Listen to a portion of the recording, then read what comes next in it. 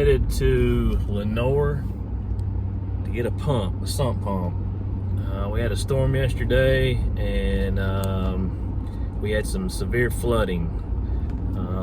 And I need a sump pump, and the only Harbor Freight store in my local area that has it is about a 30-minute drive away to Lenore, so that's where we're headed. All right, made it to Harbor Freight Lenore. Went in, picked up a Drummond sump pump, 1/2 horsepower Drummond sump pump, $144. That's the membership deal. You can't beat that. So we're going to get it home, get it installed, see how she works. All right, so this is what we're working on. You can see the swimming pool was terrible. We had a heck of a storm yesterday, and I had water coming down the driveway, both sides. I've got a U-shaped driveway, crossing the wall, coming down the sidewalk here, and then filling up my hole that I'm in the process of digging to put a sump up.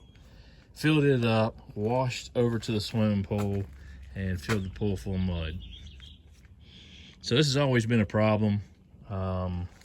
We've always had an issue when heavy rains came that the pool got debris and sediment in it. So my project was to fix this issue, and I was in the middle of doing that when we had that storm yesterday. So what we got here is I've got a rain barrel on this corner of the house with an overflow on the back of that barrel that feeds into a 4-inch corrugated drainage pipe, which then runs into this channel drain, which then will feed into a sump pump, which I'm gonna bury in this hole. I also cut up the concrete here, and I'm gonna put a 6-inch catch basin, because this is a low portion of this area here. You can see by how the mud caked up in there. So water will flow back into the 6-inch catch basin. It will flow into the sump basin. The sump pump will then pump the water. It's a 4,400 gallon per minute pump. It'll pump the water down this trench that I'm digging along the backside of this landscape wall, and it'll be pumped out into the side yard. That's probably a good 80-foot pump. So that's what I'm in the process of squaring away today, getting this trench dug. I'm hoping to get the sump pump dropped in. That 2-inch conduit that you see, electrical conduit, that I'm putting underneath the sidewalk, has a 10-gauge electrical cable that will power the sump pump. So that's what we're going to work on. Get this squared away, and once we get a little progress done, I'll touch base and show you where we stand.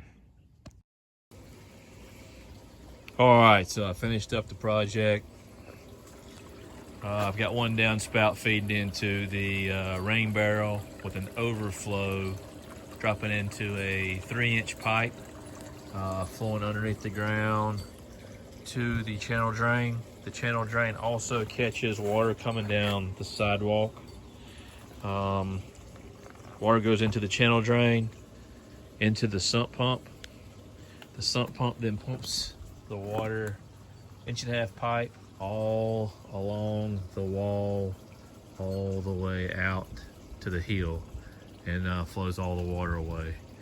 I also installed which you can't see it, it's covered with leaves. Got a drain here. It's a low spot in the concrete, catch water there. I cleaned out the mini channel, so it now catches water before it goes into the swimming pool. It flows into a French drain there, and then I've got another small drain here that flows into a 4-inch corrugated pipe, and it flows all the way out down the hill. So we had a massive rain last night, and came out and checked. Everything worked perfectly, and as you can see, no mud in the swimming pool.